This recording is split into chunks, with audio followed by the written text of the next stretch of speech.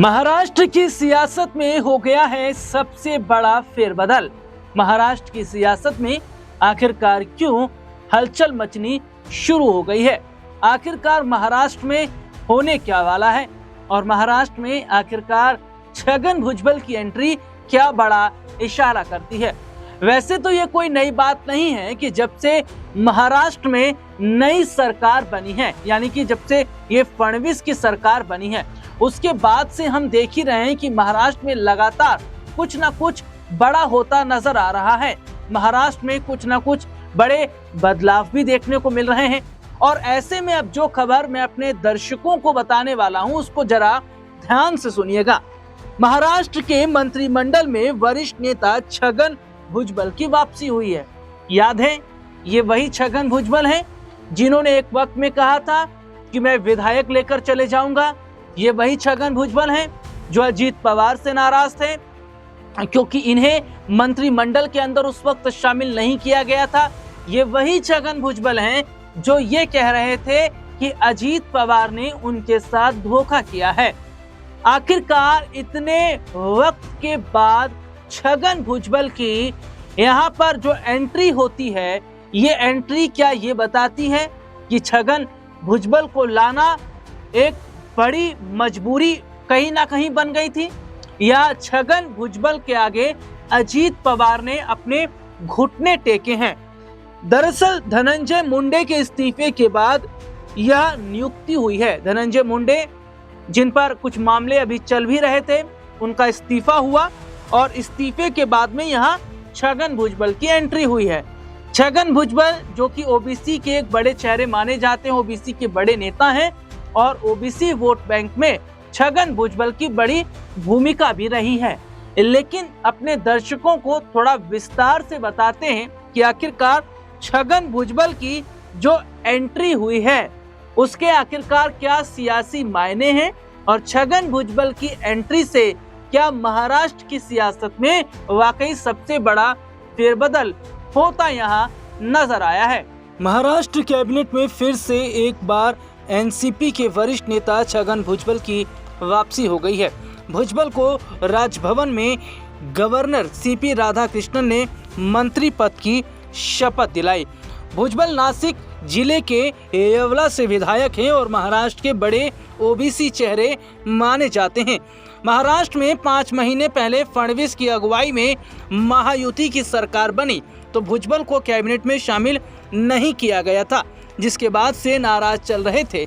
ऐसे में अब मंत्रिमंडल में उन्हें लेने के पीछे नाराजगी को दूर करना या फिर ओबीसी समीकरण का साधने का दाव है। देवेंद्र फडणवीस के अगुवाई में जब सरकार बनी तो 33 कैबिनेट और 6 राज्य मंत्रियों ने शपथ ली थी। सीएम और 2 डिप्टी सीएम समेत यह संख्या 42 हो गई थी। कैबिनेट में कुल 43 मंत्री शपथ ले सकते हैं। इस तरह एक सीट खाली रखी गई है। फडणवीस सरकार में 19 बीजेपी, 11 शिवसेना और 9 एनसीपी कोटे से मंत्री शामिल किए गए थे। ऐसे में धनंजय मुंडे के इस्तीफे से एनसीपी कोटे का एक मंत्री पद खाली हो गया था, जिसे छगन भुजबल के जरिए भरने की कवायद की गई है। छगन भुजबल महाराष्ट्र कैबिनेट में एनसीपी के दिग्गज नेता धनंजय मुंडे की जगह ले चुके हैं। धनंजय मुंडे ने मार्च में स्वास्थ्य कारणों का हवाला देते हुए मंत्री पद से इस्तीफा दिया था। हालांकि मुंडे के सहयोगी वाल्मीकि कराड़ का नाम बीड़ सरपंच देशमुख हत्या मामले में सामने आने के बाद से इस्तीफा देने का दबाव था। इस तरह मुंडे की इस्तीफा से खाली हुए मंत्री पद पर छगन भुजबल की ताजपोशी हो गई। महाराष्ट्र की राजनीति में छगन भुजबल ओबीसी समुदाय के प्रमुख चेहरा माने जाते हैं। राज्य के उप मुख्यमंत्री से लेकर गृह मंत्री तक रह चुके हैं। शरद पवार का साथ छोड़कर अजीत पवार के साथ खड़े हैं। दिसंबर 2024 में मुख्यमंत्री देवेंद्र फडणवीस द्वारा की गई मंत्रिमंडल विस्तार में उन्हें जगह नहीं मिलने पर उन्होंने सार्वजनिक रूप से नाराजगी जताई थी। लेकिन अब 5 महीने के बाद अब उनकी कैबिनेट में वापसी धनंजय मुंडे के इस्तीफे के बाद हो रही है। मंत्री नहीं बनाए जाने पर छगन भुजबल ने दावा किया था कि नौकरियों और शिक्षा में मराठा समुदाय के आरक्षण की मांग करने वाले मनोज जारांगे का विरोध करने के कारण उन्हें कैबिनेट से बाहर रखा गया। उन्होंने कहा कि लोकतंत्र में हर किसी को अपने विचार व्यक्त करने का अधिकार है। मैं पता लगाने की कोशिश कर रहा हूं कि मुझे मंत्री पद के लिए किसने अस्वीकार किया। मंत्री पद आते जाते रहते हैं, लेकिन मुझे खत्म नहीं किया जा सकता। इसके लिए उन्होंने अजीत पवार से अपनी नाराजगी जाहिर की थी। छगन भुजबल की नाराजगी से एनसीपी के ओबीसी वोटों का समीकरण बिगड़ता नजर आ रहा था। धनंजय मुंडे डिप्टी सीएम अजीत पवार के कोटे से मंत्री थे और पार्टी के ओबीसी चेहरे वो माने जाते थे। लेकिन अब जिस तरीके से ये देखा जा रहा है कि छगन भुजबल की एंट्री से यहाँ पर ओबीसी वोट बैंक मजबूत होता नजर आएगा। देखिए, महाराष्ट्र के जातीय समीकरण में सबसे बड़ी आबादी मराठा समुदाय की है, जिसके चलते ही सूबे की सत्ता पर मराठा समुदाय का लंबे समय तक कब्जा रहा।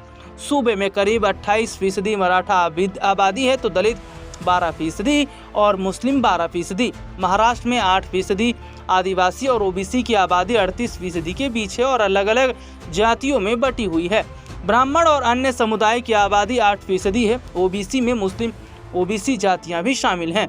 ओबीसी में तमाम जातियां हैं, जिसमें तेली, माली, लोहार, कुर्मी, धनगर, घुमंतु, कुनबी और बंजारा जैसी 356 जातियां शामिल हैं।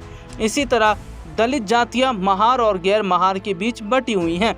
महार की जातियां नवबौद्ध धर्म के तहत आती हैं, तो गैर महार जातियां मंग, मातंग, चंभर, नवबौद्ध अपना रखे हैं। प्रदेश की सियासत लंबे समय से मराठा बनाम गैर मराठा के सियासी समीकरण की रही है। ये रिपोर्ट आपने देखी, जिसमें विस्तार से हमने अपने दर्शकों को दिखाया। अब खबर की तरफ आगे बढ़ते हैं और यहाँ पर हम ये बात कर लेंगे कि क्या जो छगन भुजबल हैं, उन्होंने कुछ शर्तें हाल ही में रखी थी और खबर ये भी चल रही थी कि छगन भुजबल विपक्ष के साथ हाथ मिला सकते हैं, यानी कि वे शिवसेना यूबीटी की तरफ जाते भी नजर आ रहे थे। अपनी नई पार्टी बनाने की भी वो बात यहाँ करते नजर आ रहे थे। लेकिन जरा आप ये समझिएगा कि आखिरकार क्यों छगन भुजबल को यहाँ पर लाने की जरूरत पड़ती है। आखिरकार क्या है ओबीसी फैक्टर और छगन भुजबल के आने से क्या महाराष्ट्र की सियासत में एक बड़ा बदलाव होना तय है।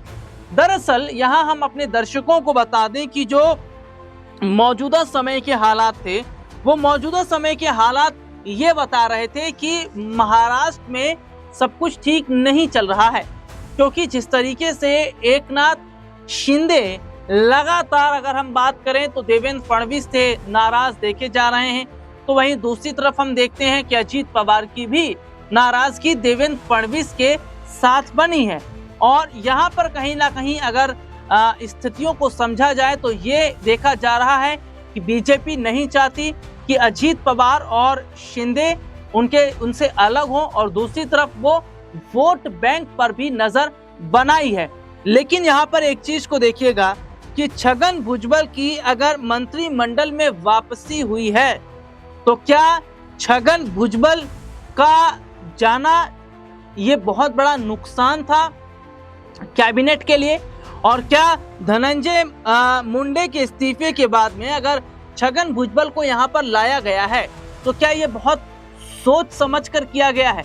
देखिए, सबसे बड़ी बात क्या है कि महाराष्ट्र की अगर हम यहाँ पर बात कर लेते हैं तो थोड़ा सा इस पर ध्यान दीजिएगा कि ठाकरे ब्रदर्स, जी हाँ, उद्धव ठाकरे और राज ठाकरे, ये दोनों एक साथ आए और इन दोनों के एक साथ आने से महाराष्ट्र में एक नई ताकत बनती नजर आई। तो दूसरी तरफ ये भी देखा जाता है कि जो एकनाथ शिंदे हैं और जो अजीत पवार हैं, वो भी कहीं ना कहीं जो रुख है उनका वो थोड़ा उस तरफ होता जरूर नजर आया, क्योंकि यहाँ पर खबर ये है कि जो महाराष्ट्र के मुख्यमंत्री हैं देवेंद्र फडणवीस, वो कुछ फैसले इस तरीके के ले रहे हैं या वो कुछ इस तरीके के काम कर रहे हैं जिसमें ना तो अजीत पवार से पूछा कुछ जाता है, ना ही यहाँ पर एकनाथ शिंदे से पूछा जाता है। और देखिए, एकनाथ शिंदे तो तब से नाराज हैं जब से उन्हें ना तो सीएम पद मिल पाया, ना कोई बड़ी कैबिनेट मंत्रालय उन्हें मिल पाया। और दूसरी तरफ हम यहाँ पर ये भी देख रहे हैं कि यहाँ पर एक बहुत बड़ी जो टूट है वो यहाँ पर देखने को मिलती नजर आ रही थी। जो वोट बैंक है वो भी कहीं ना कहीं छिटकता नजर आ रहा था। लेकिन छगन भुजबल की एंट्री से क्या जो स्थितियां हैं वे पूरी तरीके से बेहतर होती नजर आएंगी। आज के लिए इतना ही। आपसे फिर दोबारा मुलाकात होगी, तब तक के लिए इजाजत दीजिए। नमस्कार।